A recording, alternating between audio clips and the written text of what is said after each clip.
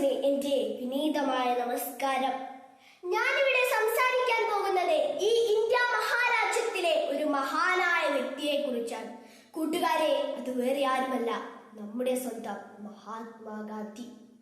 186 വർഷങ്ങൾക്ക് മുൻപ് 1869 ഒക്ടോബർ 2 ഗുജറാത്തിലെ പോർബന്തറിൽ പിറന്ന മോഹൻദാസ് കരംചന്ദ് ഗാന്ധി എന്ന മഹാത്മാജിയുടെ ഓർമ്മ ഈ ഇന്ത്യ ഉപഭൂഖണ്ഡത്തിൽ മാത്രമല്ല, ലോകത്തിലെ എല്ലാ സമാധാന കാംക്ഷികളായ സഹോദരങ്ങളുടെ ഹൃദയങ്ങളെ ത്രസിപ്പിക്കുന്നുണ്ട്. കൂട്ടുകാരെ, ഒക്ടോബർ 2 ഗാന്ധി ജയന്തി, ഗാന്ധിജിയുടെ ജന്മദിനം. ലോകമനസ്സിൽ സത്യത്തിന്റെയും അഹിംസയുടെയും ആരൂപമായി ഇന്ന് വീണ്ടും ഗാന്ധിജി ഉയർക്കുകയാണ്. ഞാൻ നിങ്ങളെ അക്രമം പഠിപ്പിക്കുകയില്ല, കാരണം അതിൽ ഞാൻ വിശ്വസിക്കുന്നില്ല. എന്നാൽ ജീവൻ പോയാലും ആരുടെ മുൻപിലും തല ഉയർത്തിപ്പിടിച്ചു നിൽക്കാൻ ഞാൻ നിങ്ങളെ പഠിപ്പിക്കുന്നതാണ് എന്ന് പ്രഖ്യാപിച്ചുകൊണ്ട് ഉദാത്തമായ മാനുഷിക മൂല്യങ്ങളുടെ ചലിക്കുന്ന മന്ദിരമായി ഗാന്ധി ഇന്ത്യൻ നാഷണൽ കോൺഗ്രസിന്റെ മുൻനിര നായകനായി, സ്വാതന്ത്ര്യ സമര മുന്നണി പോരാളിയായി.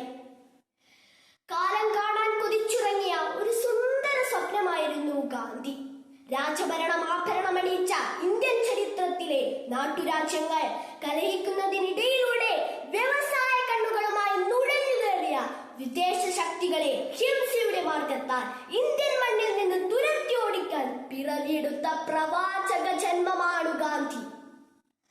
ഹിന്ദുസവും ജൈനിസവും ക്രിസ്ത്യാനിറ്റിയും ഏറെ സ്വാധീനം ചെലുത്തിയ ഗാന്ധി മനസ്സിൽ ഭഗവത്ഗീതയും വിശുദ്ധ ബൈബിളിലെ അഷ്ടഭാഗങ്ങളായ ദേവസ്വരമായി ഒരാൾ ചിന്തിക്കുന്നതും പറയുന്നതും ചെയ്യുന്നതും ഒന്നായാൽ അപ്പോഴാണ് യഥാർത്ഥ സന്തോഷം അയാൾ അറിയുന്നത് എന്ന് അദ്ദേഹം തിരിച്ചറിഞ്ഞു. മറ്റുള്ളവർക്ക് വേണ്ടി സേവനം ചെയ്ത് സ്വയം നഷ്ടപ്പെടുമ്പോഴാണ് നിങ്ങൾ നിങ്ങളെ തന്നെ തിരിച്ചറിയുന്നത് എന്ന ഗാന്ധി സൂക്തം അദ്ദേഹത്തിന്റെ ഹൃദയത്തിൽ നിന്ന് ഊർന്നു വീണതാണ്.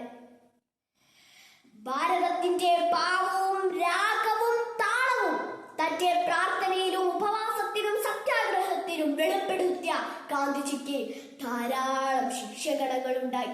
ആചാര്യ വിനോബ ഭാവെ, മീരാ ബഹൽ, നർഹരി പരീഖ്, ഖാൻ അബ്ദുൽ ഗാഫർ ഖാൻ, CF ആൻഡ്രൂസ്, അങ്ങനെ തുടങ്ങിയ പ്രമുഖർ ഗാന്ധി സത്യത്തിന്റെ അധ്യാപകരായപ്പോൾ ഗാന്ധിജി ലോകം രുചിച്ചറിയുന്ന ഇന്ത്യയുടെ ഉപ്പുരസമായി മാറി.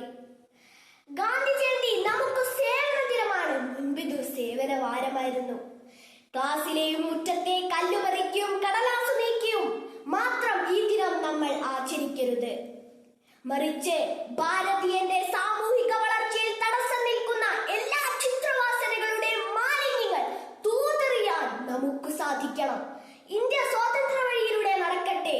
അതിനാൽ നമുക്ക് നമ്മുടെ ക്ലാസ്സിലും സ്കൂൾ പരിസരവും ലഹരിമുക്തമാക്കാം. നമ്മിലെ ദുശീലങ്ങളും ദുഷിച്ച മൂല്യങ്ങളുടെ ചീർണിപ്പുകളും തുടച്ചു നീക്കാൻ ഈ ഗാന്ധി ജയന്തി ദിനത്തിൽ തുടക്കമിടാം എന്നാശംസിച്ചുകൊണ്ട് എന്റെ എളിയ പ്രസംഗം ഞാൻ ഇവിടെ വെച്ച് ഉപസംഹരിക്കുന്നു. നന്ദി, നമസ്കാരം. ഭാരത് മാതാ കീ